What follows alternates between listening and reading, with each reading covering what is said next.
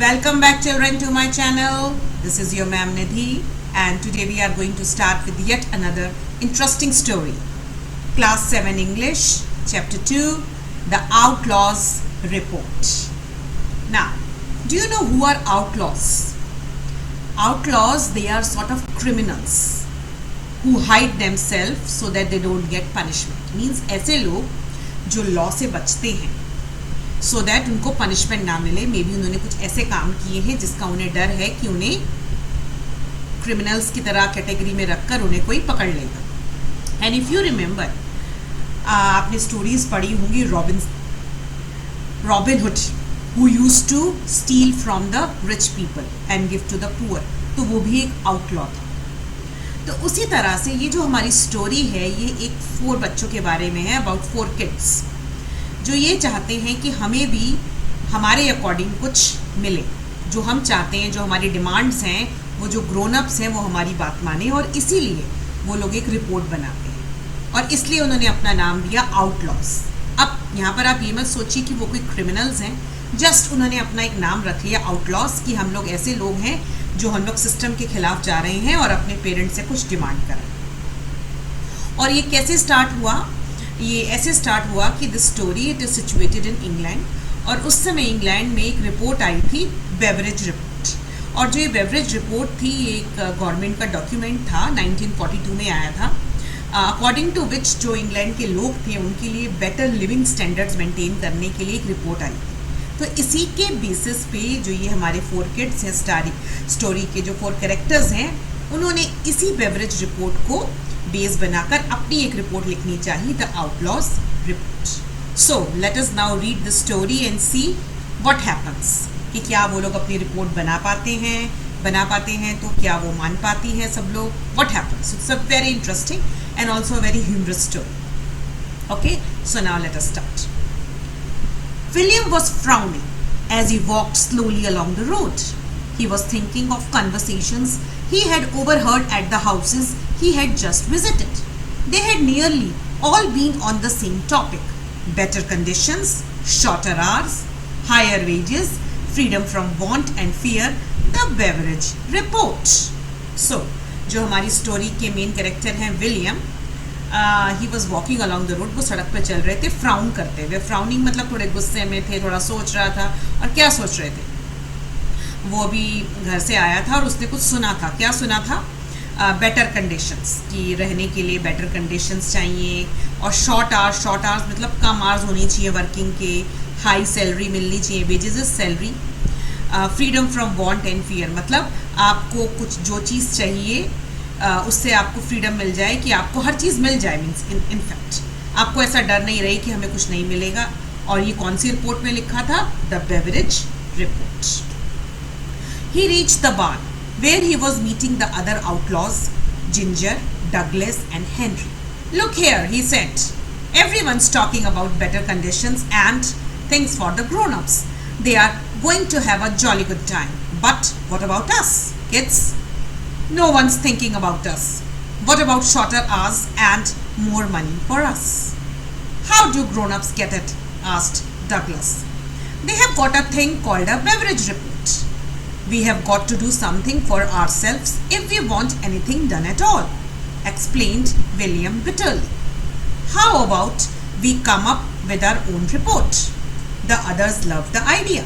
They sat down on the floor to compose the outlaws report. Okay, so what happened? Now can you see in the picture 4 friends? So we have got 4 friends: William, Ginger, Douglas and Henry. Okay, so William, he reached the barn. Barn you understand? बान होता है जैसे आपके जो लोग animals को रखते हैं अपने घर में, तो जिसको हिंदी में हम बाड़ा बोलते हैं, मे बी अस्तबल बोलते हैं, स्टेबल बोलते हैं, जहाँ पर मे बी उनकी कैटल्स या हॉर्सेस रखते हैं. तो ऐसी एक जगह थी जहाँ ये चारों मिल रहे थे. तो और अब सबने अपना नाम आउटलॉज ही रखा हुआ था. तो ये जो 4 आउटलॉज थे, you just know the name now, ginger, Douglas and Henry.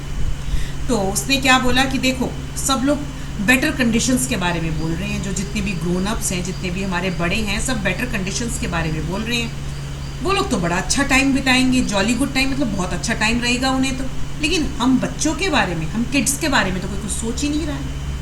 हमें भी तो कम आवर्स काम करना चाहिए और हमें ज़्यादा मनी लेनी चाहिए. And now one thing more which you should see about the conversation the William is going on. Everything it is in short. They are, and even you can say and then apostrophe. So जैसे एक छोटा बच्चा बोलता है, जल्दी से बोलता है, आधे वर्ड्स वो नहीं बोलता, तो सिमिलरली ये विलियम भी इसी तरह से बात कर रहा है. इसलिए फुल स्टोरी के अंदर यू विल सी कि many times the words they are in contracted forms, short forms. ठीक है. तो डगलस ने क्या पूछा कि अच्छा ग्रोन अप्स ये कैसे कर रहे हैं, उन्हें कैसे मिलेगा कम टाइम में ज़्यादा वेजेस, बेटर लिविंग कंडीशंस कैसे मिलेगी. तो विलियम क्या बोलता है, बिटरली मतलब बहुत गुस्से में था, थोड़ा हर्ट था. उसने बोला पता नहीं कोई एक बेवरेज रिपोर्ट है और उसी के अंदर ये सब कुछ है और उसी से इन्हें सब कुछ मिल जाएगा, लेकिन हम क्यों नहीं हम भी अपनी रिपोर्ट बनाएं. तो सबको ये आइडिया बड़ा अच्छा लगा. तो सब लोग फ्लोर पे बैठ गए एज यू कैन सी और they started composing the outlaws report. अब उन्होंने अपनी रिपोर्ट का नाम रखा आउटलॉज रिपोर्ट. तो अब क्या है इस आउटलॉज रिपोर्ट में, let us see. Well, first of all grown ups are going to have shorter working hours, said William, so we'll have them too. Longer holidays, suggested Ginger. More holidays than school term. We had better not ask for too much, said William. We'll ask for as many holidays as term. That's only fair. When we have worn out our brains in school for 3 months, we ought to have 3 months for our brains to grow back to their right size again. The outlaws were very impressed. They nodded their agreement. So, first thing उन्होंने क्या सोची? उन्होंने कहा कि देखो जो grown ups हैं, जो हमारे बड़े हैं, उन्हें वर्किंग आवर्स जो हैं, जो काम करने के टाइम है उनके कम मिल रहे हैं, शॉर्ट मिल रहे हैं. तो हमें भी कम टाइम मिलना चाहिए. और हमें किस चीज़ का कम टाइम मिलना चाहिए, पढ़ाई करने का, स्कूल जाने का. तो उन्होंने बोला ठीक है, हमें भी ज़्यादा हॉलीडेज़ चाहिए और जितनी हम स्कूल टर्म में जाते हैं ना, जब हम पढ़ने जाते हैं, तो उससे ज़्यादा हम हॉलीडेज़ लेंगे, जिंजर ने बोला. तो फिर विलियम ने बोला नहीं नहीं, कुछ ज़्यादा नहीं मांगते, मेरे कुछ ज़्यादा हो जाएगा.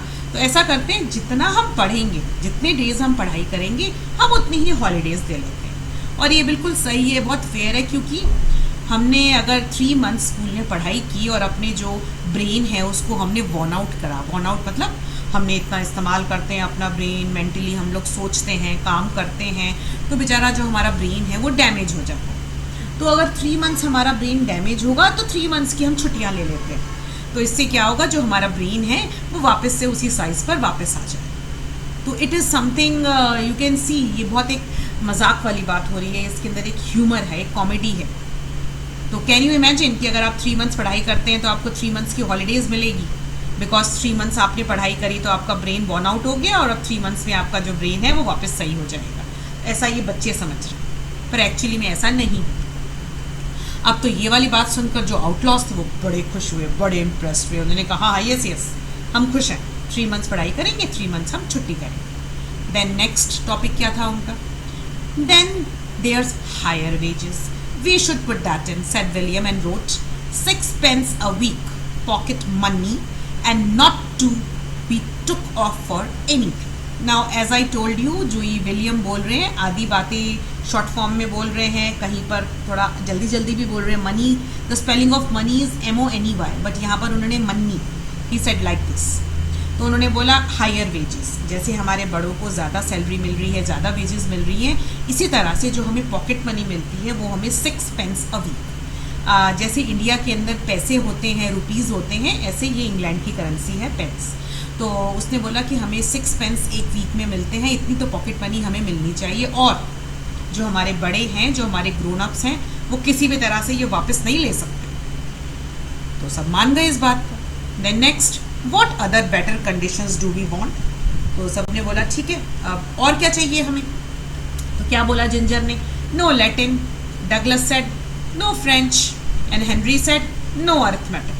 तो ये सारे सब्जेक्ट्स थे जो उन्हें स्कूल में पढ़ाए जाते थे. Latin is a language, French is a language and arithmetics is maths. जैसे यहाँ पर इंडिया में संस्कृत होती है, हिंदी होती है, या रीजनल लैंग्वेजेस होती है, पंजाबी होती है और तमिल होती है, गुजराती होती है. इस तरह से बहुत सारी लैंग्वेजेस होती हैं जो स्कूल में सिखाई जाती हैं. तो ऐसे ही वहाँ पर लैटिन और फ्रेंच सिखाई जाती थी, तो और मैथ्स होती थी. तो उन्होंने बोला no Latin, no French, no arithmetic. तो विलियम ने भी कहा yes, no none of them. Agreed William formally adding these fresh demands to the list. तो उन्होंने ये भी लिस्ट में लिख दिया। नाउ कैन यू सी, ये लिस्ट एक बनी हुई है, उसमें सब कुछ लिखा हुआ है, ये इनकी आउटक्लोज रिपोर्ट है ना। अब आप लोग सोच सकते हैं कि अगर आप लोग भी ऐसे मांगे कि हमें स्कूल में हिंदी नहीं पढ़नी, इंग्लिश नहीं पढ़नी, मैथ्स नहीं पढ़नी, हाउ इज इट पॉसिबल? हमें तो सब पढ़ना चाहिए ना नॉलेज के लिए।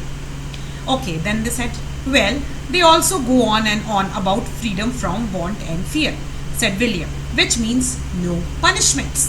Grown-ups can break things and forget things and answer each other back and nothing ever happens to them. It's about time we had a bit of this equality that people are always talking about. अब next topic क्या था? उन्होंने बोला कि बड़ों को मिल रही है freedom from want and fear, कि उन्हें हर चीज़ मिलेगी, किसी चीज़ का उन्हें डर नहीं रहेगा, punishment नहीं होगी, fear नहीं होगी। तो ऐसे ही हम बच्चों को भी फ्रीडम मिलनी चाहिए पनिशमेंट से। मतलब हमें कोई डर नहीं होना चाहिए कि हमें कभी पनिशमेंट मिलेगी, हमें बड़े कभी डांटेंगे, क्योंकि जो बड़े हैं वो लोग तो कुछ तोड़ते हैं सामान और फिर भूल जाते हैं और आंसर बैक भी कर देते हैं और उनके साथ तो कुछ भी नहीं होता। लेकिन हम अगर ऐसा करते हैं, कुछ चीज़ तोड़ दें या हम आंसर बैक करें, तो हमें डांट पड़ती है, हमें पनिशमेंट मिलती है। तो ये तो गलत बात। तो हमें भी इक्वालिटी मिलनी चाहिए। तो इसलिए जैसा कि सब लोग बात कर रहे हैं इक्वालिटी की, हमें भी इक्वालिटी चाहिए। तो हमारा नेक्स्ट पॉइंट यही है कि freedom from punishment. And what about food, said Douglas, I wouldn't feel free from want without 6 ice creams a day. अब डगलस कहते हैं, अरे खाना भी तो चाहिए हमें, तो मुझे तो ऐसा है, मुझे तो फ्रीडम फ्रॉम वांट तब मिलेगी जब मुझे 6 आइसक्रीम्स डेली मिलेगी।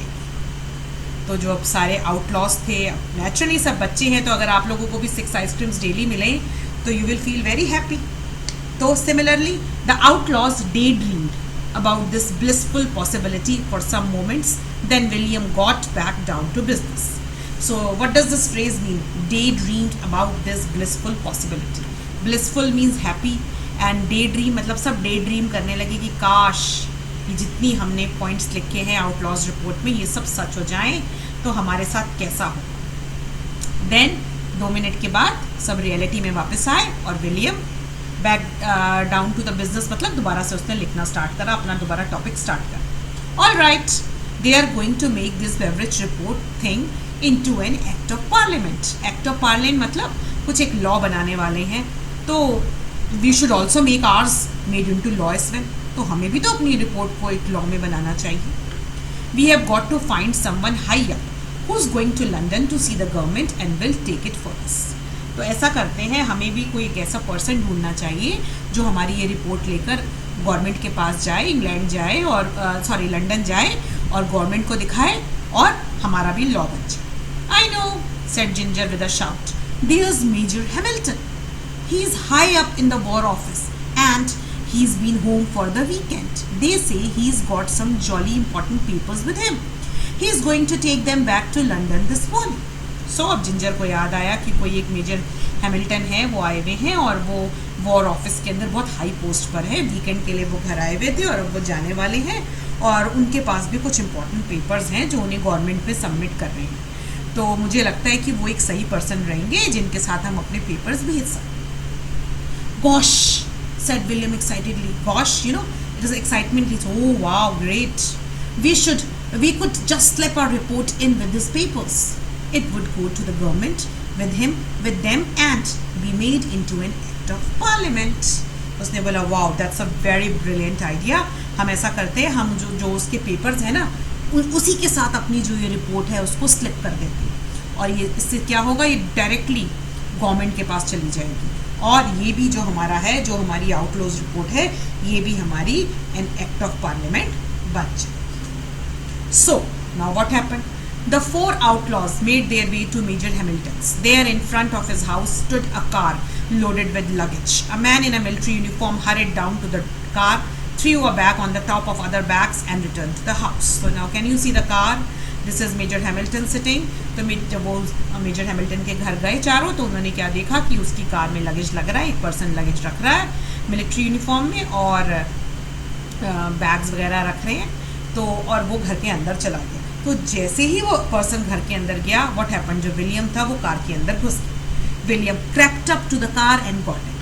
He hid under a large rug on the back seat and began searching for the papers. Almost Immediately, Major Hamilton came back, leapt into the driving seat and started the car. It drove off and the three remaining outlaws stood staring after it, their faces frozen with horror. So now as you can see in the pic, Major Hamilton जैसे ही जो William है वो car के अंदर बैठता है और वो जो नीचे कार की जो बैक साइड थी उसके अंदर एक रग बिछ रहा था, रग मतलब एक कारपेट टाइप बिछ रहा था, वो उसके नीचे थोड़ा सा बैठ गया और सर्च करने लगा पेपर्स। लेकिन तभी क्या हुआ, मेजर हैमिल्टन वापस आ गए, वो ड्राइविंग सीट पर बैठे और उन्होंने कार स्टार्ट कर दी और जो विलियम था वो कार के अंदर ही रह गया और जो ये तीनों आउटलॉस थे ये देखते ही रह गए कि अरे ये क्या हुआ, विलियम तो कार के साथ ही चला गया।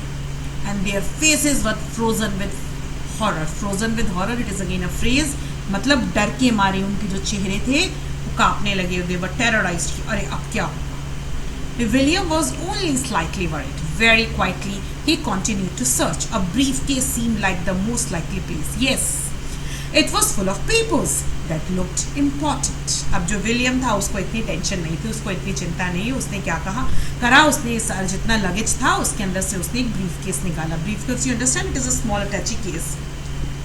और उसने सर्च करा तो उसके अंदर बहुत सारे पेपर्स मिल गए उसको। He took the major's papers out carelessly and stuffed them into his school bag. He would keep them till he could put them back in the briefcase. He placed the outlaw's report at the bottom of the case. तो उसने क्या करा, briefcase खोला और briefcase में जो major Hamilton के important papers थे उनको तो निकाल कर अपने स्कूल बैग में रख लिया और जो अपने पेपर्स थे वो ब्रीफकेस के अंदर, ये जो outlaws report. Suddenly the car began to slow down. It stopped in front of a hotel and Major Hamilton got out of the car and went in.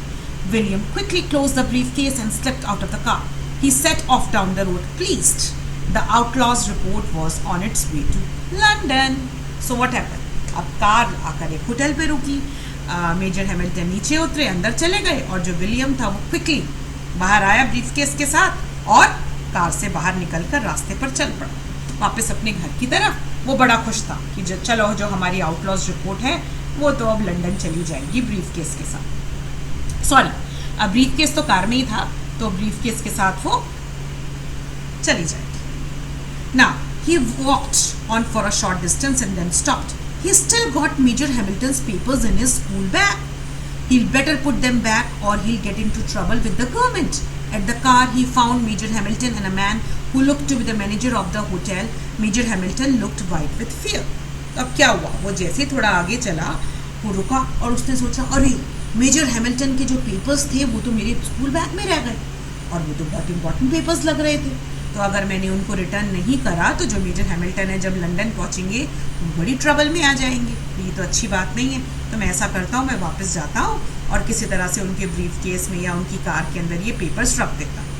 तो जब वो वापस पहुंचा होटल तो जो मेजर हैमिल्टन थे, एक मैनेजर, होटल के जो मैनेजर थे उनके साथ खड़े हुए थे और बहुत टेंशन में थे।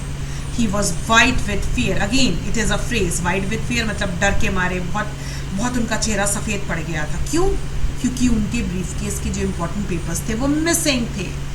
So what was he saying? I was only in a hotel a minute or two. He was saying it was there on the seat of the car, a briefcase, and it's gone now. It's been stolen. I must get in touch with the police at once. उसने मेरा briefcase था वो stolen हो गया है, paper stolen हो गए हैं, मैं क्या करूं, अभी तो सब कुछ सीट पर रखा था, मैं 1 मिनट के लिए अंदर गया था, पता नहीं कहाँ। ओके, सो क्या हुआ? What's been stolen? Your briefcase. Major Hamilton looked at him, hoping for a miracle. तो जो विलियम आया वो थोड़ा सा आया, आपका ब्रीफकेस चोरी हो गया है क्या? तो मेजर हैमिल्टन उसकी तरफ देखने के लिए छोटा सा बच्चा क्या बताएगा, लेकिन फिर भी उनको एक मिरेकल था कि अरे भाई मिरेकल हो जाए, मेरा मिल जाए। Yes, yes. Do you know anything about it? There were most important papers in it. Oh, them, said William carelessly. I've got them all right. I was just coming to put them back. He took out the papers from his school bag and pushed them into the astonished Major's hat. There were long explanations, at the end of which the Major took him into the hotel and gave him a wonderful meal. तो अब major Hamilton ने उसकी तरफ देखा कि हाँ भाई तुम्हें कुछ पता है क्या, उसमें बहुत सारे इंपॉर्टेंट पेपर्स थे। उसने कहा पेपर्स, अरे ये लो, ये पेपर्स तो मेरे पास हैं। उसने अपने बैग में से पेपर्स निकाले और मेजर हैमिल्टन के हाथ में दे दिए। अब मेजर हैमिल्टन तो he was totally astonished, surprise थे, वो तो शॉक थे, अरे ये पेपर्स मेरे कैसे मिल गए, मैं तो टेंशन में आ गया था, क्या होता मेरा। तो फिर उसके बाद देयर वर लॉन्ग एक्सप्लेनेशन मतलब अब नेचुरली विलियम को समझाना पड़ा सब कुछ इन्हें, तो उसने सब कुछ मेजर को समझाया। उसके बाद मेजर को समझ में आ गया, वो उस बड़े खुश हुए और उसको होटल में ले जाकर उसको बहुत अच्छा सा एक खाना खिलाया। So now what happens? No, I didn't get it to London, explain William to the outlaws a while later. अब इसके बाद क्या होता है, हमारी स्टोरी शिफ्ट होती है वापस आउटलॉज की तरफ। अब विलियम तो यहाँ पर खाना खाकर वापस चला गया, और अब जब सब आउटलॉज ने पूछा कि भाई क्या हुआ तुम्हारा, हमारी जो रिपोर्ट थी वो लंदन चली गई क्या? तो उसने बोला कि नहीं वो लंदन, मैं तो नहीं लंदन तक जा पाया, रिपोर्ट भी नहीं जा पाई। एक्चुअली क्या हुआ, the report was stolen with the briefcase before we got there were some other papers too, but I bet it was our report they were really after. Someone must have stolen, someone must have found about it. So अब वो क्या बहाना मारता है और वो क्या reason देता है? Now can you see, एक छोटा बच्चा उसको समझ आ चुका था कि वो मेजर ने उसको पकड़ लिया था और सारी बात उसको बतानी पड़ी थी मेजर हैमिल्टन को, और उसको बहुत अच्छा एक लंच भी मिल गया था, और रिपोर्ट तो उनकी जा नहीं सकती थी बिकॉज चाइल्डिश रिपोर्ट थी। अब वो क्या एक्सक्यूज़ लगाता है यहाँ पर कि नहीं एक्चुअली क्या हुआ, जब वो ब्रीफ केस था और वो पेपर्स थे ना, एक्चुअली वो हम लोग लंदन पहुँचते इससे पहले ही वो सब कुछ चोरी हो गया। कोई ना हमारी रिपोर्ट के पीछे पड़ा हुआ था, हमारी रिपोर्ट बहुत इंपॉर्टेंट रिपोर्ट थी। एक्चुअली वहाँ पर पेपर्स तो और भी थे, लेकिन कोई ना हमारी रिपोर्ट के पीछे ही पड़ा हुआ था। Now can you see there is a humour in it. कुछ भी सच नहीं है, बच्चा सिर्फ अपनी इमेजिनेशन से बता रहा है कि अरे हमारी रिपोर्ट चोरी हो गई। तो अब तो सब क्या बोलते हैं, then we won't get an act of parliament, said the outlaws disappointed. अब तो सारे आउटलॉज बड़े डिसअपॉइंटेड हुए। अरे भाई फिर जो हमारे वो सारे चीज़ें थी जो हमने लिखी थी उसके अंदर, अब तो जो हमारा लॉ बनने वाला था वो नहीं बनेगा क्या? Well perhaps not an act of parliament exactly, admitted William, but this Major Hamilton says he'll do the best he can for us. He'll take us to a pantomime at Christmas. The outlaws cheered loudly. A pantomime! Wow! Hooray! The outlaws' report was completely forgotten. For what was an act of parliament when compared to a pantomime? So what happens? अब सब लोग बड़े disappoint हुए कि अरे हमारी तो report law ही नहीं बनेगी। लेकिन विलियम ने क्या कहा, हाँ शायद वो रिपोर्ट लॉ तो नहीं बनेगी, लेकिन मेजर हैमिल्टन ने प्रॉमिस किया है कि वो जितना कर सकते हैं हमारे लिए करेंगे, और वो जब क्रिसमस आएगा तो क्रिसमस पर वो हमें पेंटोमाइम लेकर जाएंगे। पेंटोमाइम क्या होती है? पेंटोमाइम के बच्चों का प्ले होता है जहाँ पर स्टोरीज वगैरह होती हैं, जोक्स होते हैं, सॉन्ग्स होते हैं। तो मीन्स वो हमें एंटरटेनमेंट कराने के लिए लेकर जाएंगे, घुमाने लेकर जाएंगे। तो सब बच्चे बड़े खुश हुए कि वाओ पेंटोमाइम, मज़ा आ गया।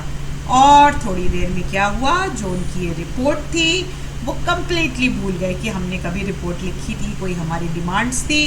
क्योंकि जब वो पेंटोमाइम से कंपेयर करते हैं अपनी रिपोर्ट को तो उन्हें लगता है अरे क्या है रिपोर्ट तो फिर लिख लेंगे हम, या it's okay.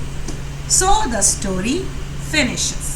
So it's written by Richmal Crompton. So it's it's a funny story. It's a story about the children, imagination, mischief, and all.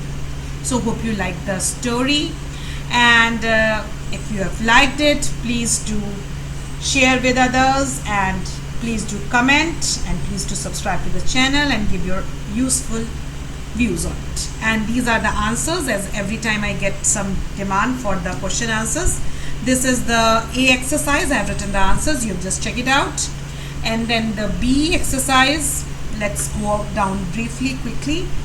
It's about time. We had a bit of this equality that people are always talking about. Who said this to whom? So who said?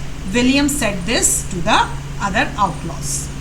What is the equality that the speaker thinks he doesn't have?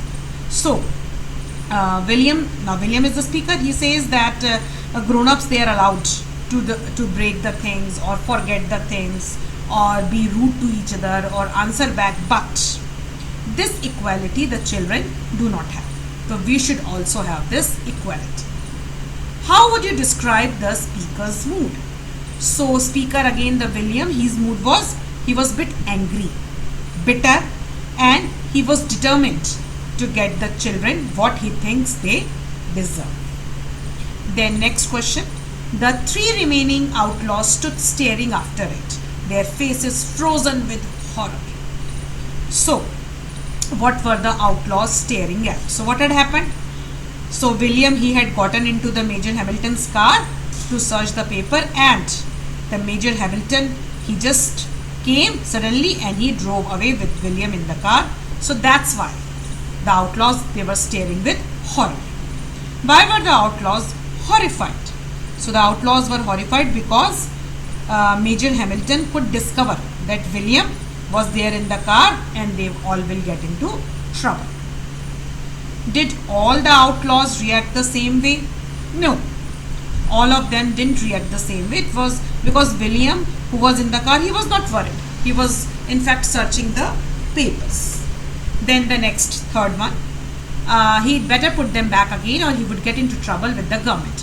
Who is he here? So here he is William, and what does the word them refer to? Them refers to Major Hamilton's papers, which William had taken with him, and he wanted to keep them in the briefcase again. Okay, and instead of that he had kept the outlaws report. How would he get into trouble with the government? Now, if Major Hamilton found out that there was outlaws report inside and not his own report, then naturally he will think that outlaws had stolen them, and maybe all these children, including William, they will get into trouble. What did he do next? So he is William. So what did he do next? He immediately, or William immediately, went back to the hotel to return the papers to the Major Hamilton. And then next exercise, why were the outlaws angry with the grown-ups? How were they doing to deal with? So outlaws, they were angry with the grown-ups because as per the Beveridge report, they were getting lot of benefits, which you all know. But the children, they didn't get all these benefits, so they were going to make their own report with all the demands in it. How would you describe the demand the outlaws were making? Would you call them sensible? So the demands of the outlaws, all the demands of the outlaws you can see here. These are the demands I have written already here, so you can check it out from here. And the second part, would you call them sensible? No. These demands, they were not sensible, rather they were a bit funny. So the reports, they were not sensible. Then the next question, the thieves who stole the briefcase were in for a surprise. How were the outlaws responsible for this? So who were the thieves? Thieves, naturally they were the outlaws, or especially the William. So they were in for a surprise. So surprise kya tha? The outlaws, they had decided to place the report into the briefcase so that it could go to the London. But he had taken out Major's paper, but he had forgotten to put it back. So that was the surprise ki if they didn't keep it, then maybe they would all be in trouble. What was more important to the outlaws, their report or the pantomime? Why do you think so? So naturally, as we had seen in the last, the pantomime was more important to the outlaws than their report, because in the end, initially when William told that their report is not going to be made into an act of parliament, they were a little disappointed. But when he told about pantomime, they became so excited, so happy. So they all cheered up and immediately forgot about it. So I hope you understood all the questions and all the exercise and also the lesson. So please do like, share and comment. So see you next time.